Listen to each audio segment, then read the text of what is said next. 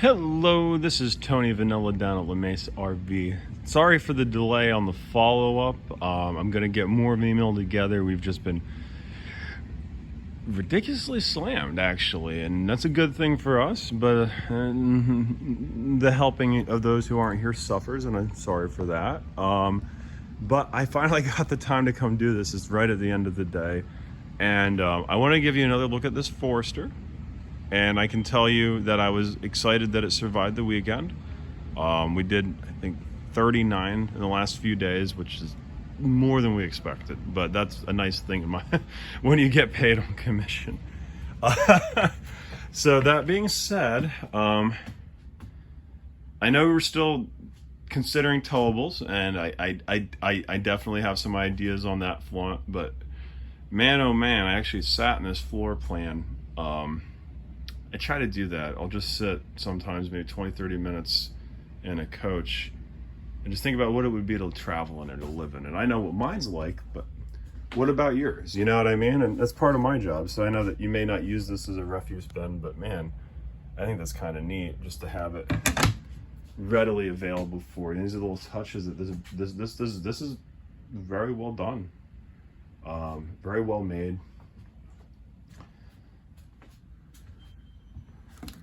Now, you're going to have a generator already built in. You will not have that on almost all towables. So when it comes to camping off the grid, you're going to have to haul a generator and hook it up. So there's a lot of like physical labor that goes in. This does have the MyRV1 app and has like a troubleshooting video built in right here. Isn't that amazing? It's got an owner's manual built in right here. And not just owner's manual, your ground control, your levelers. Like you have... it has the manuals for like a lot of your components already built in. You also get a physical copy, but it's kind of neat. I won't get too deep into this because we're getting distracted and I'm probably running out of phone. You have tank monitors, electronic, your electric water heater, you know if it's on or off. Your gas, you know if it's on or off. Your water pump, you can turn it on from here. It shows that there's gray tank, black tank, LP, that's your propane, fresh tank. Just so simple. You have lighting controls, all on. Isn't that neat? All off. And you do have auto leveling on this coach as well, which is phenomenal. You're not gonna get that on most towables either. When you get to the park or you're at a rest stop, you just hit a button and there you go. You're set to go. Let me double check. It may be stabilizers, actually. Because I'm thinking of my brands. No, those are levelers. I saw right. So this is a neat thing that this brand does too that I like, is they do the Bilstein shock upgrades, which is incredible, just like my Jaycos. And they do the sway stabilizers as well too. This is full body paint as well. But they also do the spray insulation that I think we talked about possibly before. But I think that's super neat. It's not a big deal down here, but especially in the Northeast, a lot of coaches on the used market would be super corroded. This brand has used a spray foam to keep that from happening. So you have your Bilstein there, you have your outlets there, your outside TV, and this is still going to be shorter than the towable and the truck that you've been talking about.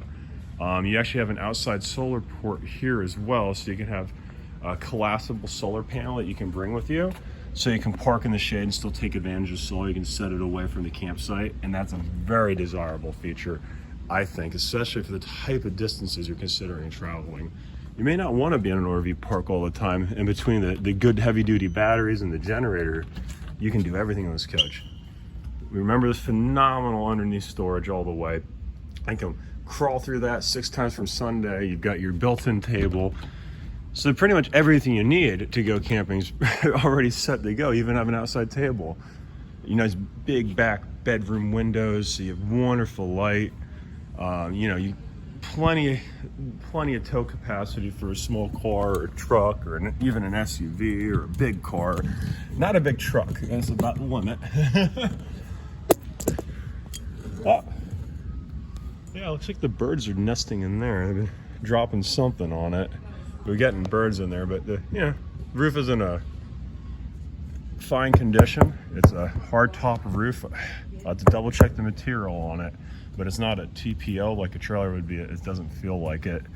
It's not a thin membrane. It's some type of a plastic or fiberglass. And then it does have the big AC with the ducted AC. This is just a little bit of dirt. It was probably in a campsite. This is nothing that could be sprayed off after you bought it if you really wanted to, but it's not doing anything to hurt the roof.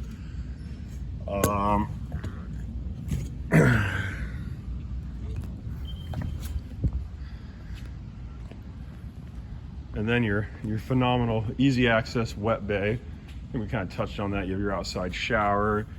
Your tanks are up high. On my trailer, the tank levels are down low, and I accidentally knocked the whole thing off, or I thought I did, but I actually just stripped out the handle and ended up having to go in there and re-put a new gasket and everything on mine once I started, but I had to dig into the bottom of the trailer. It was nonsense to get to. Here it's easy.